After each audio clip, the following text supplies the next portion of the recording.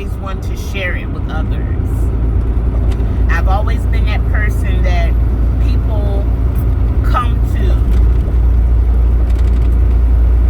discuss their own things going on. Even strangers. Business calls sometimes turn into sessions. And I never take an approach of, big eye, little you, because I too have been healing throughout this process and continue to do my healing work. And I don't claim to be able to heal others, but I can provide wise counsel that can play a pivotal role in the part of other people's lives as they seek their healing.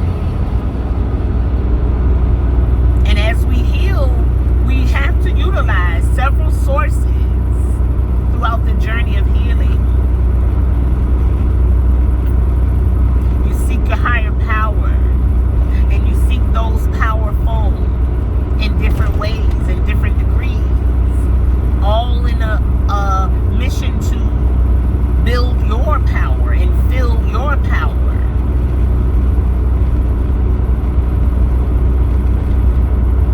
Because that's what healing is. It's regaining power in places and spaces of your life that you may feel weak. You want to regain the power. You want to stand solid. And some ground is shaky for us. In some areas of our lives, it's shaky ground. And that's unsteady. That makes you unsteady when your ground is shaky. So in order to get a solid footing, a solid stance, sometimes we need some assistance.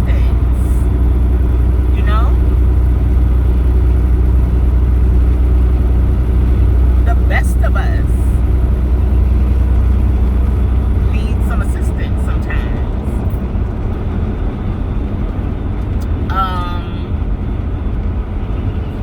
Assistance is pivotal while healing, I would say.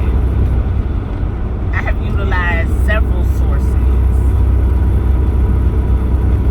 starting with the creator of all things, including us. Starting there, and then I'm led by way of my creator, by way of my divine guides who work with my creator to order the steps of my life. I'm led to different sources. I've had counseling. I've had counseling with my pastor. I'm no longer affiliated with a church, but I was heavily involved in a church, and I had counsel with my pastor, wise counsel with my pastor, spiritual counsel with my pastor. I've had therapy sessions with a therapist. I've had tarot card readings. I've had astrology readings, because what I now know is although I continue to call on my higher power and believe in spirituality and believe that religion has its place and space for those who, subscribe to that. I don't denounce that, because I was once, a Christian.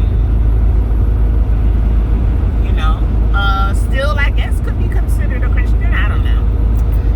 Anywho, what I now know is that God is way bigger than what I was led to believe for a long time.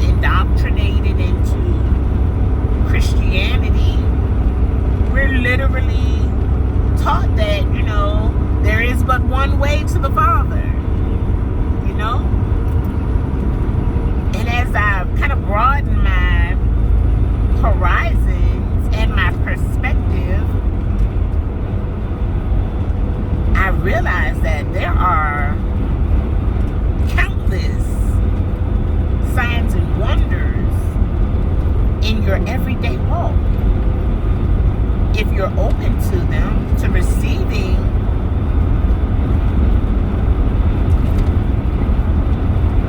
what the Spirit of God has laid out for us in this journey.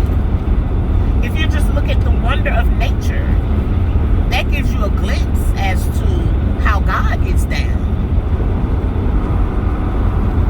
So when you hear people speaking of cardology or astrology, you know, ology is the study of. So these ologists, cardology, astrology, the cosmophysician, that is not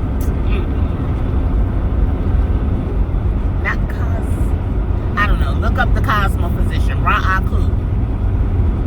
These people, like the high priestess, big body high priestess, Merc. Look her up for tarot.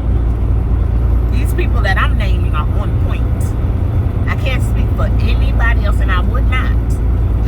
If I have not experienced, if I haven't sown my seeds, giving my energy by way of currency to pay for these professionals' services, because they've done the studies and shown themselves approved to me anyway. I can't speak for nobody else, but the readings were on point. Who else? There are several sources, is my point. You do your own journey. You know, you do your own diligence, due diligence to find maybe beneficial to you as far as these different, I guess it's safe to call them sciences. The professionals of these sciences can be a wonderful addition to your navigation as you navigate your way through the zigzags and zags of this journey to gain your wisdom and understanding. And it just makes it all the more beautiful. It makes the travel all the more beautiful. When I was younger and started to really ask, what is this all about? What is this life here all about? What am I really here for? I used to reflect a lot on my young life, my younger self, and think about the things that I used to do and the trouble I used to get into. I was a troubled youth. And when I started to really dig into why was I a troubled youth, you know, why was I exhibiting the behavior that I was? Why did I feel lost like I did?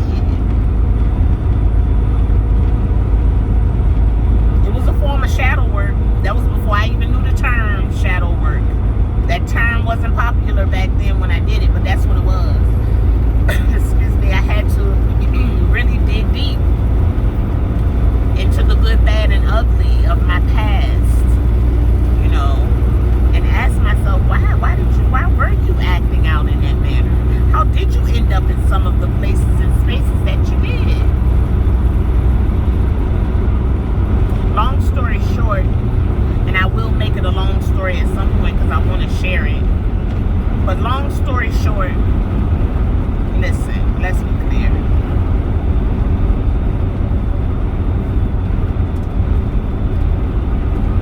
I had to, first of all, cop to my own heart in my choices, even though I was young, right? You still have decision-making skills when you're young. Might not be good decisions because you're making them based on your own experience, which is limited, right? But I also came to the conclusion that a lot of those experiences were going to be beneficial in my present life, because that was a big part of my purpose, was to be a youth counselor. To be able to be relatable to young people. Even at this age, I'm still relatable to young people. Young people feel comfortable around me, sharing, you know, their story with me, being comfortable enough, you know, like, Miss Trina, you cool, you know, like, that's always a big compliment to me, because I still very much remember what it felt like to be young and awkward and angry, and coming into a knowing of life on a different level that was very disappointing. I remember what that felt like, and the despair, and trying to find where I fit in. And if you don't have a solid family structure to fit into, you're going to find somewhere to fit into. And because you're making choices based on that youth, that young, immature, inexperienced mindset, you're going to make some wrong choices. It happens. It happens way too much for my comfort. However, that's where I found myself. Spirit told me that was all for you to now go back and tell young people to hold on. There's more to life than where you are right now. That was a big part of my ministry, if you will. I was a youth minister in my church, but I also went, that literally led me to go to school.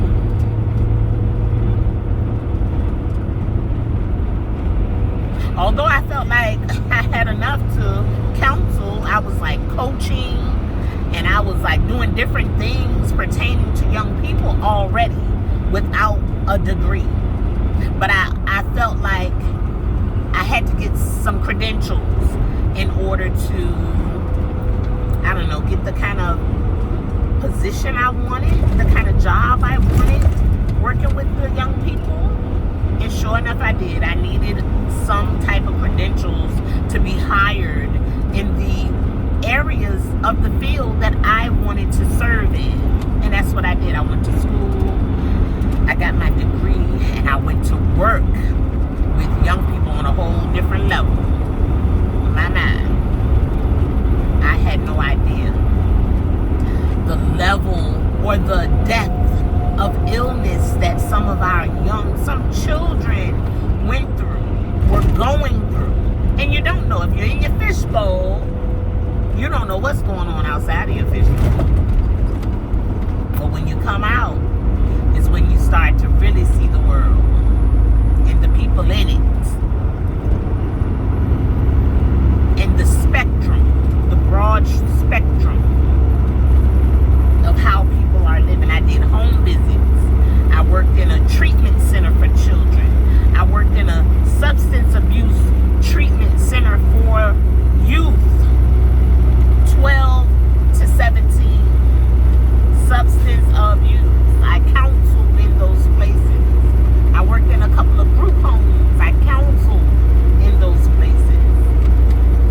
And it took a toll on me because I had such compassion for young people. I wanted to heal all the young people. I wanted to save and spread my message to all the young people that I came in contact with. And it wasn't easy because some of them were just so angry. Some of them were just so far removed. Some of them had just given up at such a young age. Some of them were suicidal and ready to already give up, and had to literally be watched so that they would not hurt themselves. Some of them were a threat and danger to themselves and others. I went deep into the rabbit hole of counseling youth because that was my calling at the time.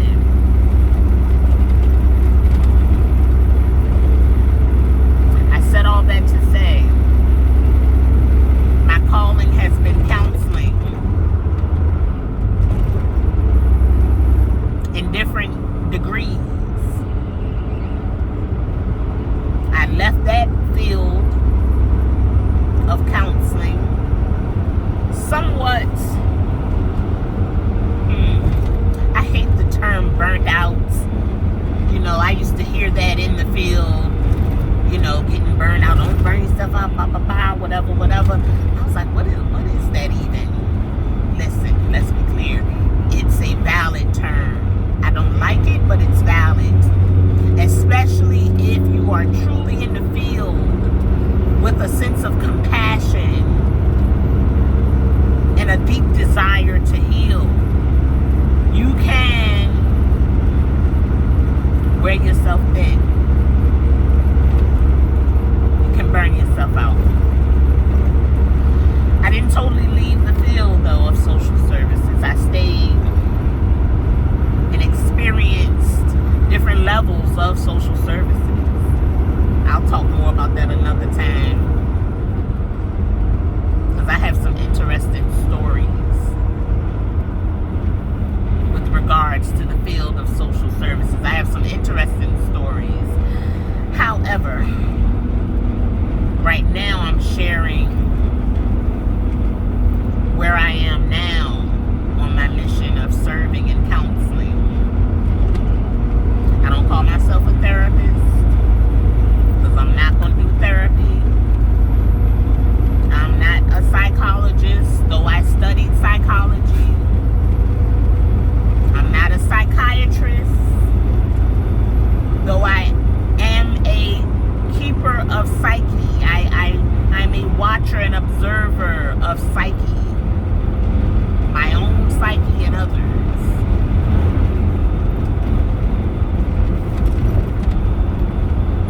I am a wise counselor. I offer wise counsel. That's where I find myself now. I'm officially an elder. Age and experience, an elder.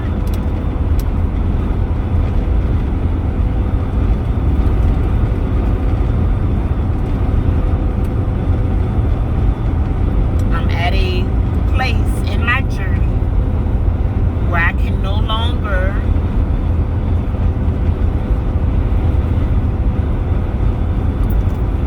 keep my tribe small. I'm not going to say my circle, but my tribe. It's time to widen my tribe. That's what Spirit said. Come out of your comfort zone. Share your gifts. You're not here forever. Do not take your gifts and experiences to the grave without making the impact that you came here to make. My life experiences were all for this moment that I find myself in now, so that I can share and be of use and be of good counsel. The word speaks of wise counsel. If you've ever been... After 1 mile, keep right. If you've ever been a church goer, you've ever been a Christian, if you've ever loved the Lord, and it led you to His Word, it led you to His Word, led you to the Word, the Word of the gods. Switch it up a little bit. It's the Word of God. I'm going to say the Word of the gods, because the more you know about the Word and how it came to be, the clearer you will be about what I just said. Anyhow, wise After a quarter of a mile, keep right and continue on Interstate 81. Okay, wise counsel is very necessary. Seek wise counsel. Now keep right. I'm offering that. I'm doing sessions. Follow the highway. website, www.truckinthatazz.com. No G, 2 Z's, truckinthatazz.com. Let's map this out together. I have something to offer. I ain't for everybody now. I know that. That's a fact. I ain't for everybody. Everybody ain't for me. You know? We have to know that. I had a conversation with someone yesterday, and I had to make the statement, it's okay. When you find out somebody ain't for you, you can still love them, but that don't mean you have to affiliate yourself or infuriate yourself with them. Some behaviors that people display or exhibit can keep you in a space that is not healthy for you. Family or whoever. If that is the case, if you find yourself being depleted of energy, not liking who you are in their company or as a result of dealing with them, and that is not changing for the better, after a time, I'm not saying just clip people off, cut people off.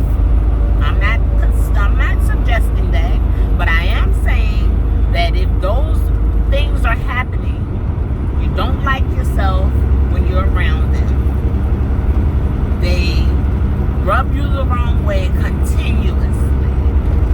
Whether it's they play mind games, manipulative, you know, are not comfortable with your healing and growth, whatever the case, it's okay for you to excuse yourself or pardon yourself from their, you know, presence. You know, that's okay. As opposed to continuing to subject yourself to being miserable. We have to choose wisely who we affiliate with on a regular. That, you know, we have to check that, keep a check on that. Because it does affect how you operate. Who you affiliate with affects how you operate.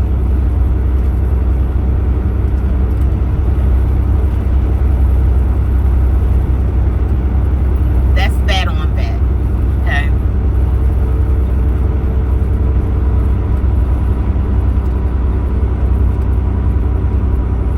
I have more to say, but for now, I just want to get back to a place of deep thought. I was in deep thought before I started this video. Before I started recording myself, I was in deep thought. I'm thankful. I'm happy. I'm healthy. I am thankful. I am wealthy. All good things come to me. Shanae and shine. That's one of my mantras. I'm heavy on mantras. I'll have something coming up on that too. On the importance of that, of your mantras. You know, just like you should keep word in your heart.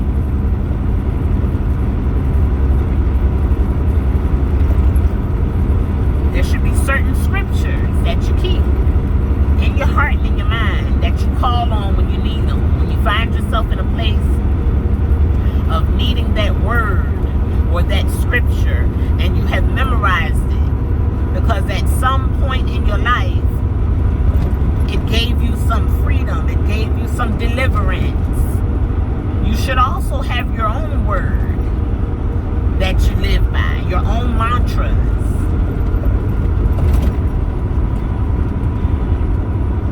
I'm heavy on that. Have your own word. Your own mantras. your own prayer, if you will.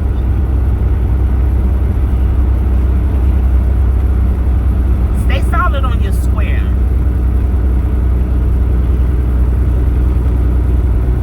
That's a part of my counseling modality.